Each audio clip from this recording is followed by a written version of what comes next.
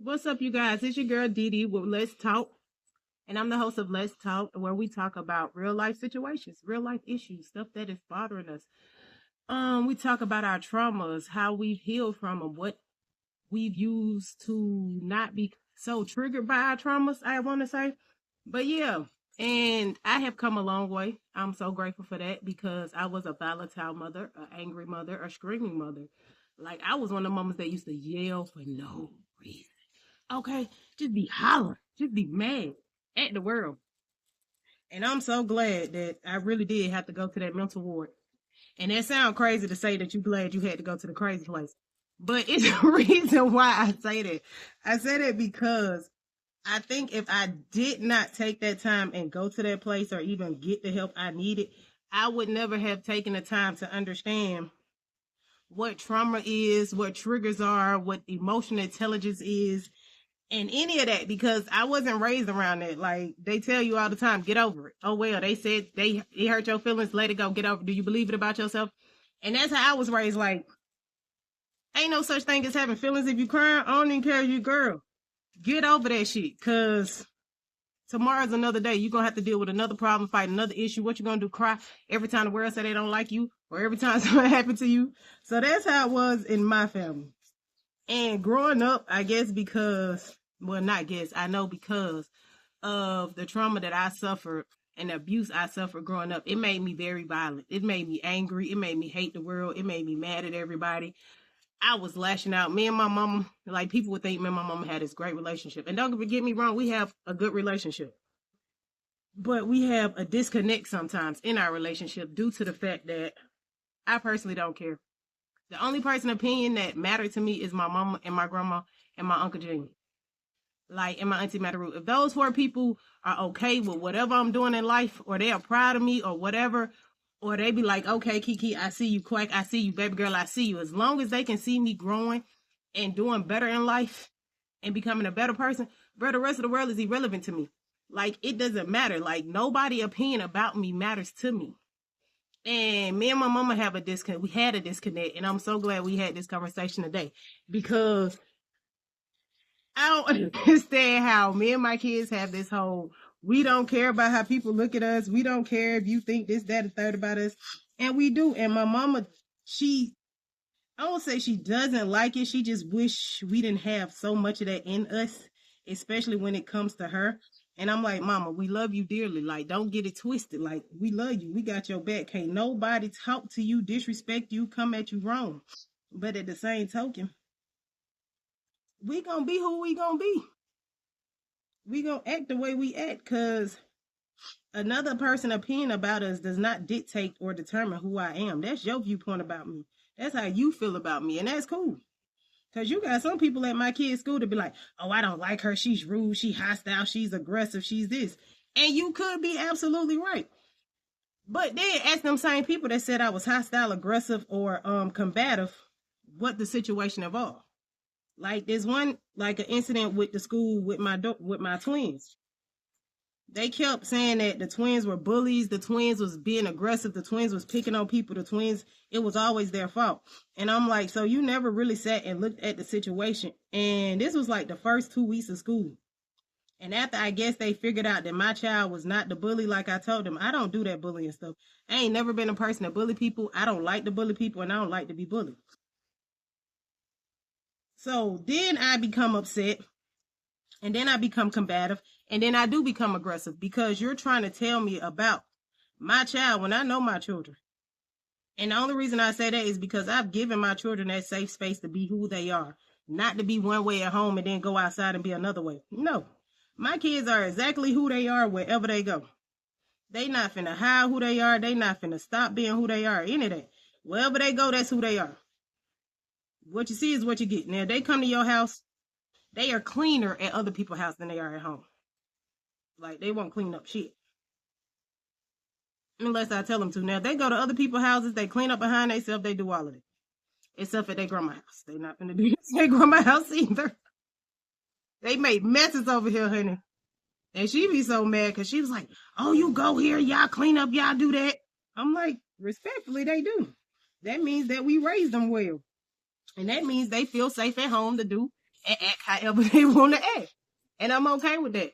So back to what I was saying is that my trauma and abuse that I suffered as a child caused me to be aggressive and caused me to handle everything as in a fight mode, because from the age of, I want to say 8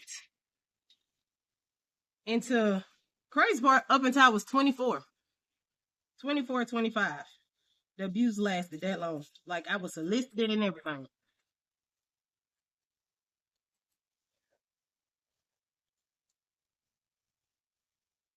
And that caused me to be such an angry person. And that also caused me to have social anxiety, where I don't like to go out. I don't like to be around people. I don't like people looking at me. I don't like a lot of stuff like that. I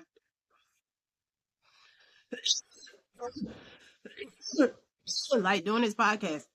I was supposed to done this podcast years ago when I first started going through therapy, before I started losing weight and all of that. But once again, my social anxiety prohibited me from doing that, which I'm not kind of upset about it or taken back by it. Like, I just know that I can't keep allowing my disabilities to hinder me from certain stuff. So now this is my point in life, is trying to overcome a lot of my disabilities or my shortcomings or my flaws or the things that I have programmed myself to think is a way of protecting me from getting hurt from the world, like being kept in this bubble. So now I'm trying to learn how to be sociable and not allow my social anxiety to take over. Where I remember this one time, me and Will was at Foot Locker with the kids, or Kids Foot Locker or something.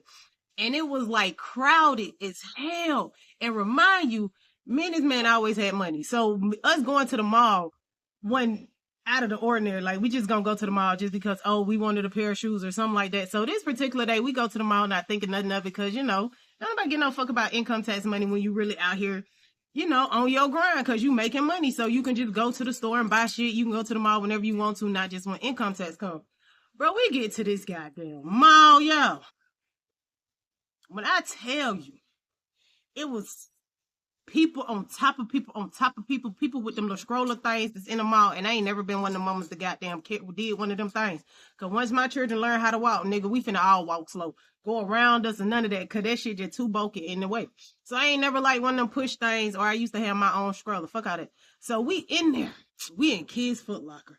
People on top of people, people on top of people, people on top of people. And I tell you, I had the worst panic attack in the world. And that man looked at me, and he just saw the look on my face, and he was like, okay, let's go. And when I tell people, it's a lot of reasons why I stay with that man, and a lot of reasons I won't leave that man. Because when you have somebody that earnestly and truly love and care about you, and they know you, the insides and out of you, and know you like the back of their goddamn hand, all he had to do was look at my face, and he knew. He knew. He could look at me when I don't even know something wrong with me and tell me what the fuck wrong with me, because I don't be wanting to talk about it. So it's a lot that I deal with in the day-to-day life of being mental fucking health. But I am grateful that I went to the psych ward. Like, if I tell anybody, if you feel like you about to go crazy, or you having suicidal thoughts, or you having homicidal thoughts, or you just having fucking a hard time coping with life, bro, go commit yourself. Go talk to somebody. Go get help, because that shit is okay. I literally had to go get help, because my grandma passed, and I thought I lost my best motherfucking friend in the world. And the fucked up part is, I didn't even take in consideration that my mama had just lost her best friend, her goddamn superwoman, her support system, the person that just always encouraged her. And it never dawned on me until today that my mama lost something just like I lost. She lost my grandmama, which is her mother, and that lady was the lady. She was the glue. When I say glue, she was the glue that held me and my mama relationship together. If I couldn't talk to my mama, I knew I could go talk to my grandmama. If my mama did not understand me or couldn't understand where I was coming from, I knew Friday, Saturday, or Sunday, or all three of them days, we was finna be at my grandma's house. And I'm finna start this conversation up. I'm finna start this whole topic. I'm finna run that shit back while I'm right here with my grandmama. And sometimes my auntie did be over there. My auntie Bina might be over there. My Uncle Gene, my Uncle Ed, my Uncle DeWarren. Anybody be over there, they be like, well, Quack, you know, I get where your mama coming from, but duh, you got to understand where Quack coming from. So, like, that glue right there helped me and my mama relationship because we are both like this. Me and my mama do this all day. And from the outside looking in, you wouldn't tell me and my mama do this all day. All day. We fight all day. But when we outside, baby, you would think we did not do that. Because I'm not finna never give somebody else the permission to disrespect my mama because how I spoke to my mama in public. Because if you disrespect her, baby, just know I'm going to hell. It's just that simple. I don't care how much me and that lady fight and fuss and argue. And I say I don't want to do this, that, and the third. Right now, it's killing me that I can't go buy my mama flowers every day or every week. It's killing me that I can't right now go buy my mama her $1,000 medicine that she need because I ain't got the finances. Anytime my mama needed something, she called me. Nigga, I'm there. I don't give a fuck if that shit put me in a motherfucking bind. I don't give a fuck if I ain't got my habits for that whole week. I don't care if I can't buy no motherfucking alcohol. If my mama call me and tell me she need $2,500 and that's all the $2,500 I got, baby, here you go. Because I can guarantee you that that lady gonna goddamn make sure I eat. She gonna make sure my kids eat. And she ain't even got to. But me and my mama fuck with each other. But nobody know how much me and my mama come back with each other all the time. And Emma Jean left us. And she left us not knowing how to communicate with each other. Like me and my mama never really had to communicate with each other without my grandma until now. And by my grandma being gone, it has been a struggle for us to even communicate or even have a conversation or even talk. Because every time we talk, we end up arguing, we fussing. And it's like, bro, we not going nowhere. And that shit is so frustrating when you care so much about your mama and when you just want the best relationship you can have with your mama and you remember how your relationship was before. You know what I'm saying? Like, we never agreed on anything. Never have we ever agreed on anything. Like, she's always had a different opinion about something than I had about something. But at the same token, we agreed to disagree. And somehow, that shit got lost. And we started just fussing, fighting. Like, me and my mom would go weeks without talking to each other, months without talking to each other. And that's something we ain't never done. I don't care how mad my mama has been at me. Even when I was younger, my mama be pissed with me. And I can still go, Mama, you want to go fish you something to eat? Mama, you want such and such? Mama, you want this? Mama, you want that? Can I do this? And she would still say yes, and she wouldn't be angry no more. But somehow we lost that. We lost that, and I'm pretty sure it's because my grandma left us. She was our glue. And by me moving back into my mama's house, I really wanted to work on that. I really wanted to fix our relationship because it ain't nobody on this planet that know me better than my mama. It ain't nobody on this planet that I talk to more than my mama. Like, it ain't nobody I want to make proud of me more than my mama. Like, everybody else, bro, y'all irrelevant. I don't care nothing about y'all. The only thing that matters to me is my mama and my children and that man. That's it. Them the only people that I want to look at, and they look at me and be like, you did that. I'm proud of you. Keep striving. I knew you had it in you. That's it. Anybody else, fuck them. Because what does your opinion really matter? Nothing. And then half the time, their opinion don't matter either. But I respect their opinion. That's the difference. I don't give a fuck about nobody else's opinion. So me wanting to have that better relationship with my mama caused me to like really dive deep into this. I'm like, bro, why do you and your mama fight and fuss so much? And I had to think about it. My mama raised me to be a completely different person than what she was or who she is. And I'm like, Mama, this is what you raised me to be. This what you wanted. This what you bred me to be. You bred me to be this nonchalant, I don't give a fuck motherfucker. I'm the baddest bitch on the planet. I don't give a fuck if I weigh 500 pounds, 200 pounds, 100 pounds. I don't care if I goddamn bald headed, no hair, some hair, none of that. Bro, I'm the shit. On any given day, I wake up, I feel like I'm the shit. And I think that contributes to why I walk around like a homeless person, because if I put this shit on every day, bro, I'm killing everybody. And I ain't even got to put no makeup on just to, you know what I mean, toot my own horn. And half of y'all motherfuckers on here using filters and everything else. But we ain't going to talk about that. We going to digress and progress because that ain't even what we talking about. So, moving in with my mama has really helped me really look at some of the stuff and really show her, like, Mom, this is what I mean. Like, I'm telling you, with me and my kids, because we don't do the flight. You know how they say you got flight or fight? We ain't flying nowhere. We ain't running from shit, bro. We finna fight. So if you meet us with aggression, we gonna meet you with more aggression. And that's what I told my mama. I said, so you hollering and screaming and raising your voice not gonna make them want to listen to you. It's gonna make them shut down, turn their brain off, and look at you and have you think they're being attentive and listening when they not. Because I don't do well when people holler at me, because I feel like you don't have to scream at me to get your point across. You can talk to me normal. Fuck is you hollering at me for? I'm not your child. I ain't none of that shit. I'm not insolent. I'm not goddamn dog. Ain't none of that shit for you to feel like you need to holler at me for me to hear you. I ain't none of that shit. So what the fuck is you hollering for? Now, if you holler at me, I feel like you want to fight. So then now we finna fight. That's just as simple as it get with me and my children. But as I explained to my mama, and we had this disagreement, whole blowout, blase, whatever. And I was like, you know what? I'm going to stop trying it my way. And I'm going to try God way. And when I started trying the God way, bro, that shit works so much better. Because you can't meet aggression with aggression. Like, you have to show people the way and not just tell them the way. Like, you have to walk in what you're talking. So instead of me constantly telling my mom, you shouldn't do it this way, you shouldn't talk to them like that, I showed her. I'm going to set the tone. I'm going to show you what I mean by this. I'm going to set the guide for you to follow to see what I mean by this. And I understand my mama old school, okay? My mama in her 60s, mid 60s, okay? So, you know, she believe it's just hollering, screaming, and throwing shit at you and beating your ass. That's it. And I be looking at my mama like, baby, what them ass whooping through for us? But anyway, and she her answer like, it made me feel better. I said, hallelujah, pray Lord. That's the only thing it did. It didn't do shit else.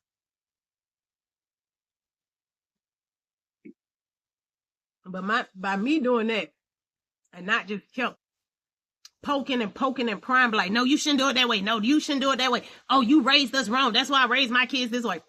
I had to stop that. That's just unnecessary, first of all. That just was disrespectful and rude of me. And I'm surprised my mama didn't slap the shit out of me.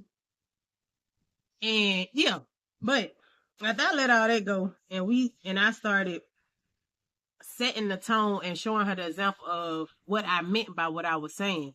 And the crazy part is, every time I explain something to my mama, let me just give y'all this little backstory. We are I'm not a Jehovah's Witness. My mom is a Jehovah's Witness, and I am a Jehovah's follower, a follower of Jehovah. I always forget how they go.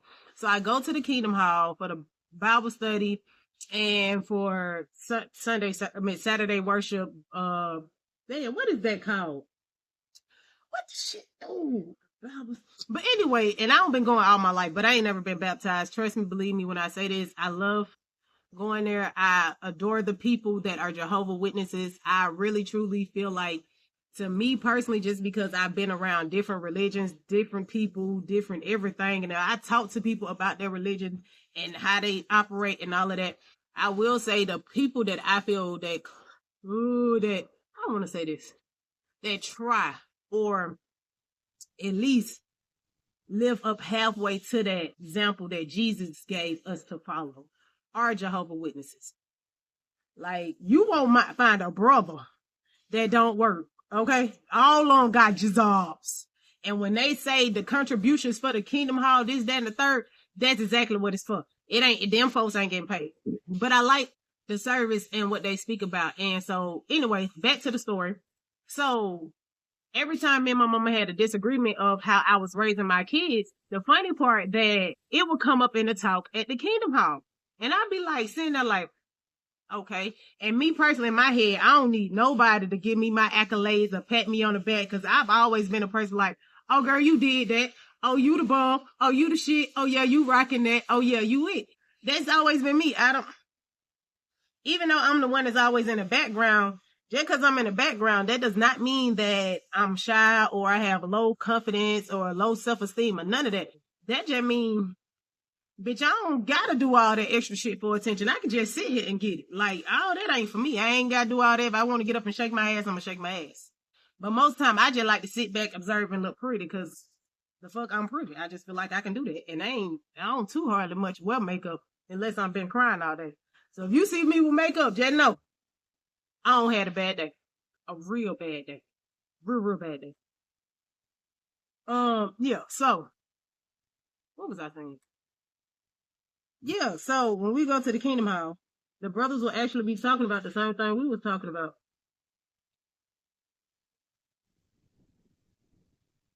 And how some of the brothers and sisters had to reread the scriptures about discipline and sparing the rod, because you have discipline moments and you have teachable moments. And every teachable moment does not require a butt whipping. And you cannot sit here and whip your child out of anger. And that's something I had to learn too, because that was something I was taught that, hey, you piss me off right then and there, I'm supposed to whip your ass. No, you don't. You're supposed to walk away, calm down, and in that way you can be actually discipline your child out of love and not just anger, and they'll take it better. And I had to get that concept because I'm like, bro, this something ain't clicking. And once I started walking away and breathing and then coming back, don't get me wrong, sometimes I still put the belt to the ass. And sometimes we just had conversations, and the conversation would be like, okay, you still do understand that what you did was not cool, and there will still be a consequences behind what you did. But you ain't finna get an ass over. But what you is finna do is not have that phone and not have that game. Now I'm gonna give you the TV. Cause I don't want you to sleep all day, cause then you're gonna be up all night eating up all my goddamn food. And I just don't like giving my children melatonin all the time. To me, that's like a drug too. I don't give a fuck. When nobody say you argue with your mama, don't argue with me or go call the doctor. I don't give a damn. I'm not finna do that. So today was my rewind moment when I just sat down and rewind my entire existence after my grandma left to realize that she was the glue that held me and my mother together. And I never really took in consideration that I too was not somebody. I wasn't the only one that had lost somebody. Like, my grandma was the same thing to my mama that she was to me. And my mama lost that. And she didn't have that no more. She couldn't go and talk to nobody and feel safe and secure as if she knew that they weren't gonna tell anybody or judge her. That's all we had was Emma Jean. We knew we had Emma Jean. If you ain't had nobody else, baby, you could count on motherfucking Emma Jean, okay? So my mama lost her daddy and her mama. She was daddy's little girl. My mama adored and loved her daddy. If a nigga said he couldn't do it, my mama was the one that said, my dad can, okay? Okay? If she wanted something and my grandma she needed an altar or something, get who? My grandma can. My grandma was like, she was it. Her and Edward were it for my mama. As long as she had them two, she was okay. And she don't have that no more. And I really just realized where all of that was coming from, because she lost her life. Like, her lifeline was her parents. Like, they was literally done been through the thick of it together, and they left her, and she's here, and she don't have that anymore. And I really had to sit back and really think about that today. And I really want to apologize to my mama, because I have been so selfish and just thinking about what I lost and never took in consideration of how much you have lost. And I'm so glad we are trying to go past this. But don't you never in your God-given life ask me to call your youngest child and apologize to that nigga no more. Because if you do that again in life, mama, it's a beat and it's finna sting me. If you do that, me and you, it's not gonna be cool. Never ever again, mama. I'ma still talk to you, but we is not gonna be cool. How you gonna have me apologize to that nigga? He be wrong all the time. But anyway, love y'all. That was my rewind for Wednesday. I had to self-reflect on the fact that I was being selfish all my life.